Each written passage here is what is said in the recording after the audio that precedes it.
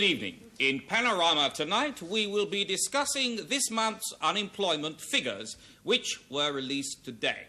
My guests are the Labour backbencher, Mrs. Maureen Castle. Good evening. And Sir Brian Stevens, MP, a Conservative spokesman on employment. Hello. If I could start with you, Mrs. Castle, I understand that you are trying to organise a motion of no confidence in the government following the announcement of today's figures. Yes, well, make no mistake, these figures are the worst since records began. And unless we in the Labour Party fight to get the Tories out, then unemployment will rise and the industrial base of this country's economy will be sacrificed to the false gods of monetarism. Sir Brian. Well, firstly, I would like to say that I am not, in fact, the Conservative spokesman on this subject. In fact, the only reason I agreed to come on the programme at all is that I've never been on television before. I see. Mrs. Castle? Well, of course, that's exactly the sort of reply we've come to expect from the Tories. He's completely evaded the issue. Would you like to come back on that, Sir Brian? Certainly, I'd be glad to. First, I'd like to say a very special hello to my wife, Brenda, my two children, Simon and Peter, and, of course, Jake, the dog. We watch TV on average 18 and a half hours a week, except when there's a royal wedding on, when we watch 18 and a half hours a day. One of the reasons people complain so much about TV is because they would rather be on it. And, of course, this is getting easier all the time. You can be in the crowd on Match of the Day, you can join the Brixton Police, or if you teach yourself to sing backwards in Welsh with a ferret down your trousers, you'll be asked on Nationwide as a presenter. Here on this lonely beach on the barren west coast of Ireland, we are about to witness the arrival of the world's very first transatlantic swimmer. 25-year-old Alvin Schwartz set out from New York just 48 days ago and is now within moments of stepping ashore to complete his epic 3,200-mile non-stop swim. This rugged truck driver from Cleveland, Ohio, has made history in his marathon attempt against storms, 30-foot waves, fog, whales, and sub-zero temperatures. And I do believe, yes, he's coming ashore now. Alvin!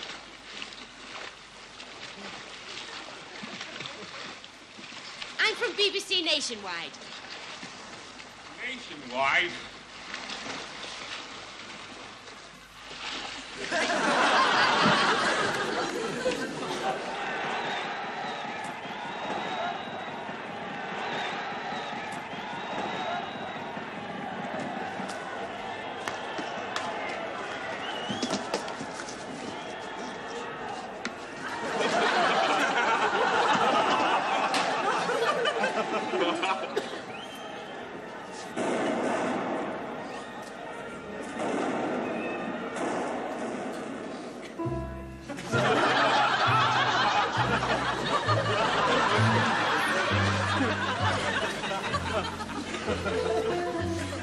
In the evening, the man from the Advertising Standards Authority comes home.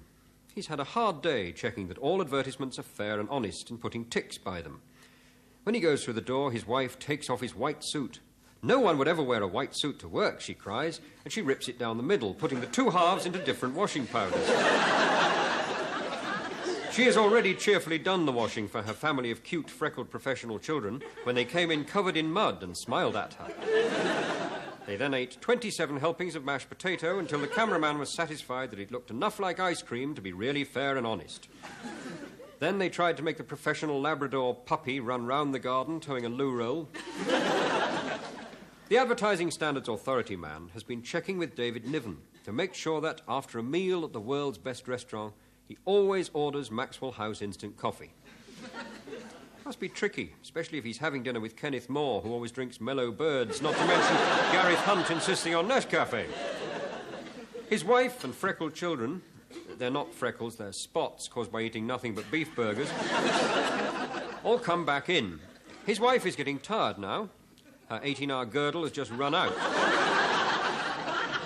She throws him the two soaking halves of his white suit. I can certainly see a difference, he says automatically, wondering what he will wear tomorrow when he flies off.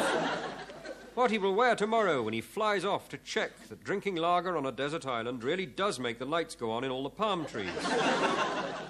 It's a hard life, but the Advertising Standards Authority must check that everything is fair and honest, or at least fair and honest by advertising standards.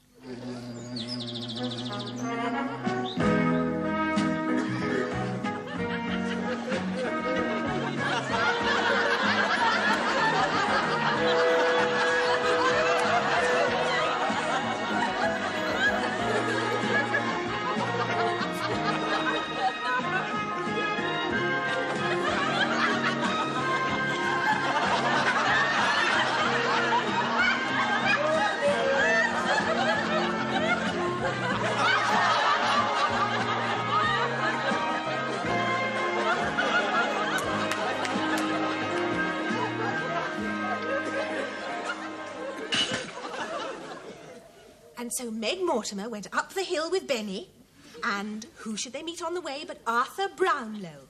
And all three of them went into the motel together and lived happily ever after. Good night, darlings.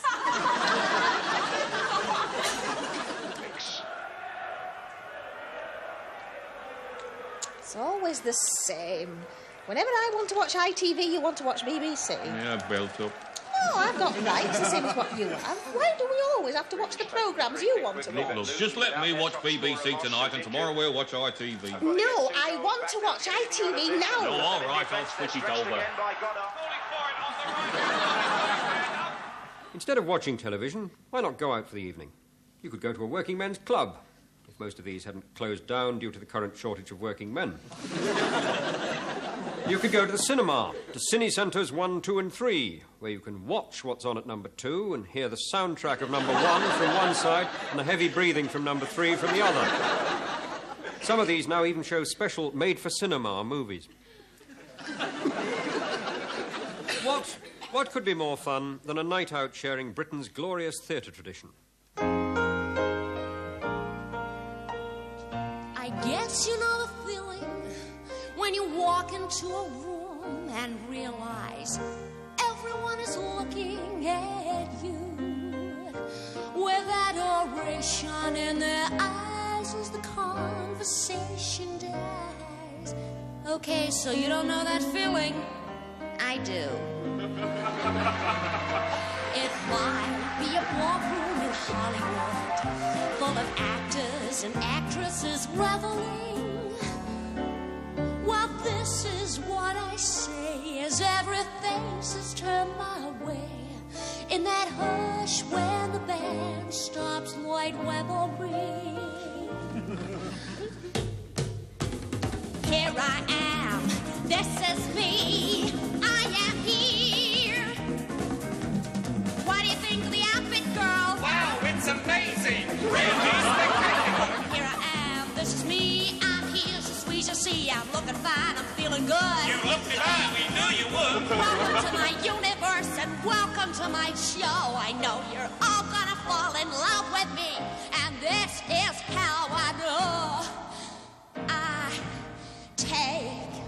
I look in my mirror, and I like what I see, so I move in a little bit closer, and the mirror's full of me, and that's okay, because I like the way I look, and I look like this, I look so good. I give myself a great big slobbery kiss, and I'm made with an airline, made with a seagulls, made with a seagulls, was awesome. I'm me with an M, not me with a K, because me with a K goes meh. I'm me with a capital M and a capital E, but what the heck, as long as I've got my mirror, and I like what I see, so I move in a little bit closer. The mirror's full of me, and that's okay, because I like the way I look, and I look like this, I look so good. I give myself a great big slobbery. Yeah, she don't like this. Now, she don't like it. That's a pity. Me with a K goes neck, and me with a capital M and a capital E, but what the heck is all this? Oh, God! I'm so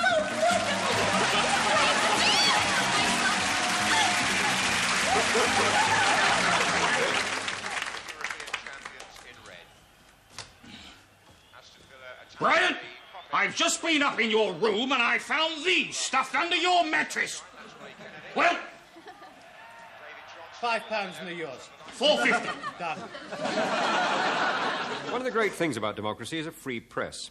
And ours very nearly is free, with the tabloids falling over each other to give away prize money. Bingo, spot the ball and find the page 3 girl's brain. And nobody can say that the tabloid press doesn't report the news fairly. In most instances, it doesn't report it at all. And if there is any news in there, it's virtually unrecognisable. Can you imagine how the Sun would have treated history, the Nativity? Baby born in stable shock. Angry mother slams health services Christmas arrangements. Nothing short of a miracle he's here at all, says proud dad. Also inside, what are the sexy bedroom secrets of the 3 wise men? How would the Sun treat the Battle of Hastings? 1 in the eye for Harold's World Cup's hopes. England's hopes in the 1066 World Cup received a setback today in a sudden death playoff. Team manager King Harold, who also suffered a sudden death, refused to talk to Sun reporters. Nevertheless, experts in 1066 predict it will be at least 900 years before England wins the World Cup. Another 900 after that before they win it again. Or for Henry VIII, you'd have got. Sex-fiend monarch gets go-ahead for wife number 6. Blue movie, Queen and Coke today, read all about it. Just start standard. Blue movie, Queen and Coke today, read all about it. Just start standard. Blue movie.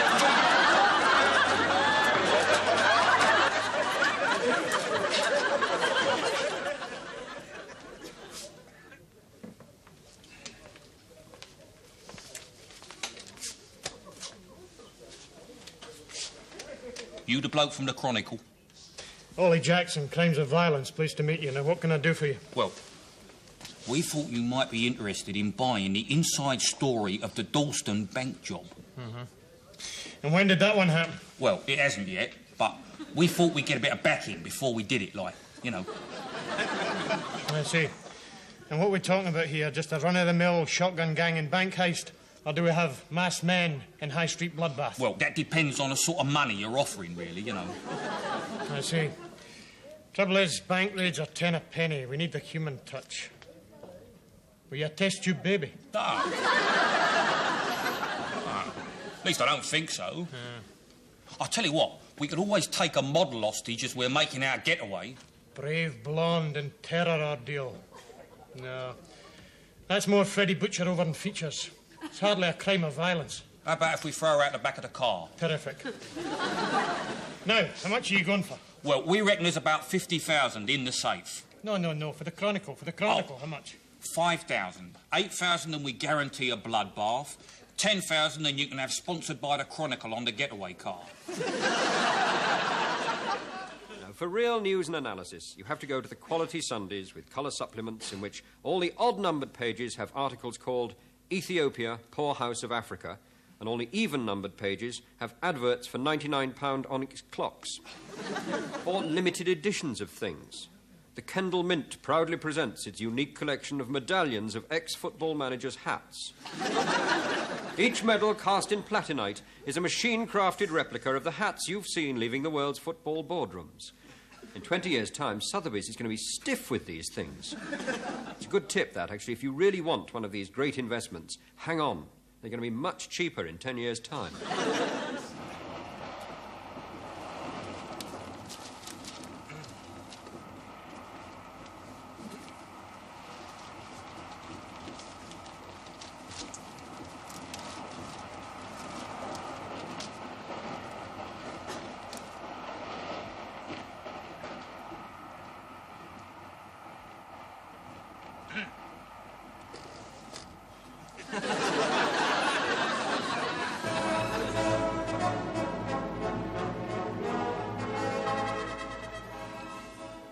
Do you know what happened to me today?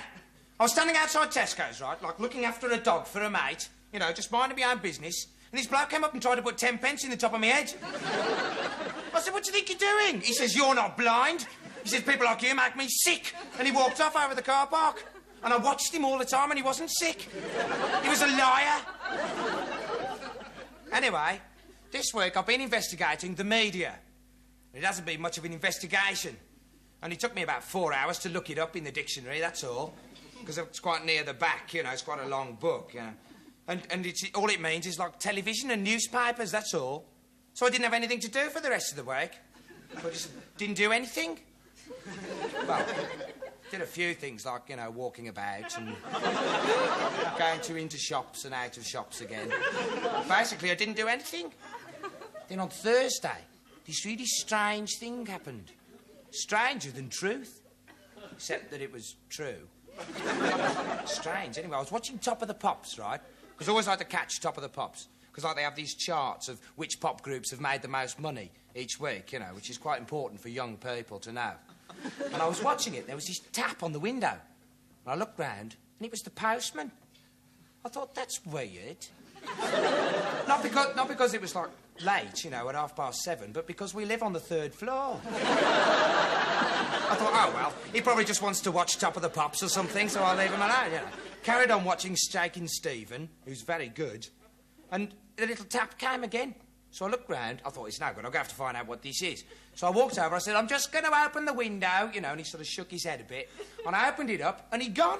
I looked down, and he's in the greenhouse, doing a sort of wriggly dance on the floor. I thought, I'm going to have to find out about this. So I went outside, right? I didn't bother to put on my raincoat, because, like, well, I wasn't really thinking about it. And anyway, it wasn't raining. So that's not really important at all.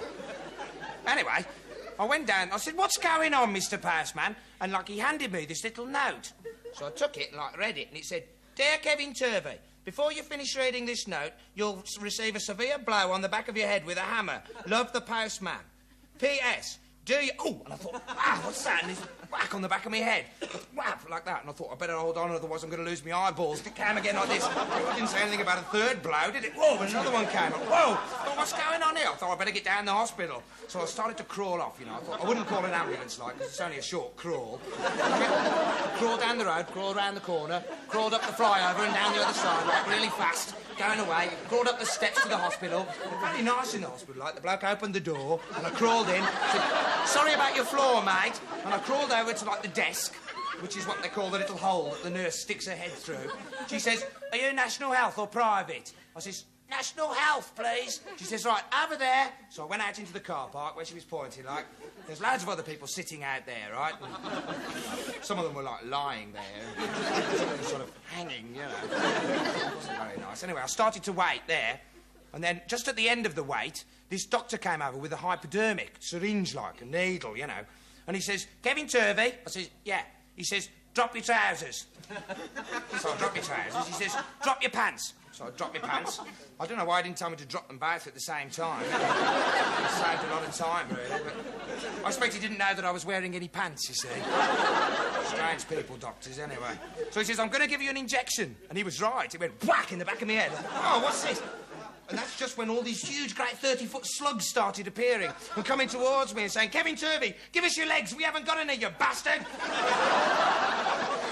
turned out to be quite a rough week, really.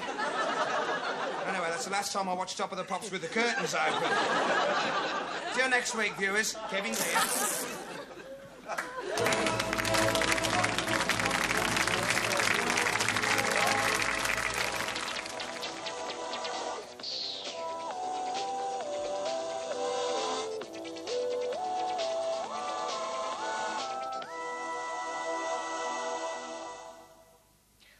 Good evening.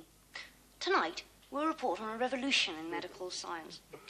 By a new and remarkable process of miniaturization, we were able to present part of tonight's programme live from inside the human body. At this very moment, our reporter, Michael Dobbs, has been reduced to microscopic size and is at this moment inside a real human stomach. Are you there, Michael? I certainly am, Sue. And as you can see, I am actually inside this stomach. If I were a doctor, simply by walking around here, I could examine cysts, scars, and other medical irregularities.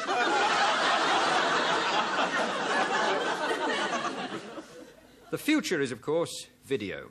Video cassette recorders get better all the time. There is now a Mary Whitehouse model that switches itself off in disgust.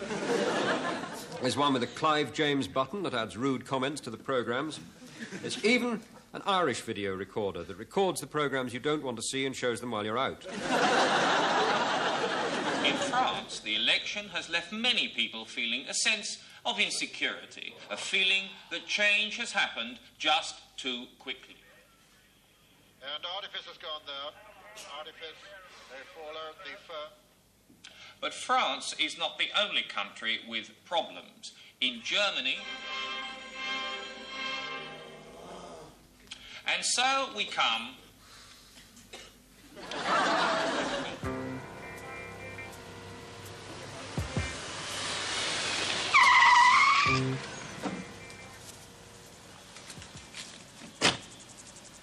Every night, Gov. What do you think? All right, what happened? Gang fight, Gov. 4 killed. Take a look. Here's the first one. Male, white, mid-20s, stabbed. How long dead? According to the pathologist, no more than 2 hours, Gov. Gordon Bennett. What happened here? Well, he wasn't quite dead when we arrived, Gov.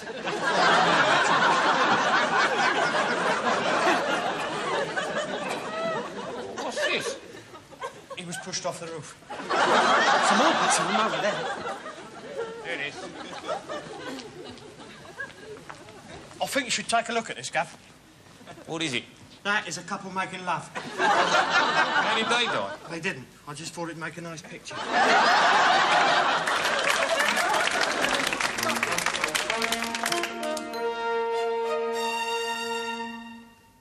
Well, that just about wraps up the case. Yeah, the DA says Rothwell's sure to spend the rest of his life behind bars. What about Maisie? The hospital just rang. They say she's going to pull through. Oh, great. What I don't understand is why Larry had to make that phone call in the first place. Well, that's simple. He didn't. It was Carol Lomax. She was blackmailing Judge Benson because of his involvement in the vice ring. So what you're saying is, with the voice print, Bernstein was able to duplicate Larry's voice over the phone. That's right. There's still one thing I don't understand. What's that, Susie? Why do we have these dumb recaps at the end of every show? Well, that's easy, Susie. You see, we're so afraid our audience is so stupid they can't follow the plot. We have to say everything over and over again at the end of the show. So what you're saying, Nick, is that we have to explain everything. Over and over again at the end of the show. Because we're afraid our audience. It's so stupid. They can't follow the plot. That's why we say everything. Over and over again. At the end of the show. That still doesn't explain why no one ever gets to finish... A sentence on their own. Yes, that's... Strange. Isn't it? That's easy.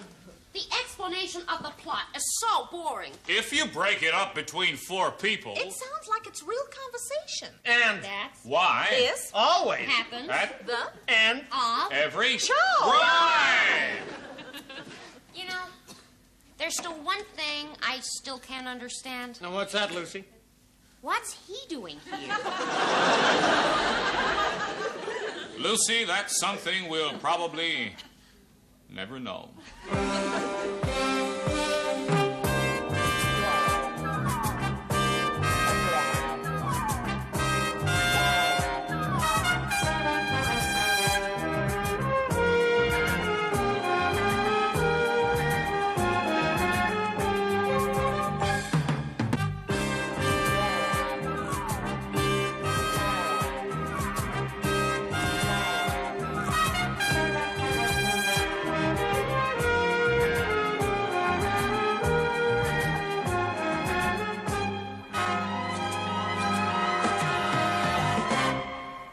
So until first report tomorrow, good night.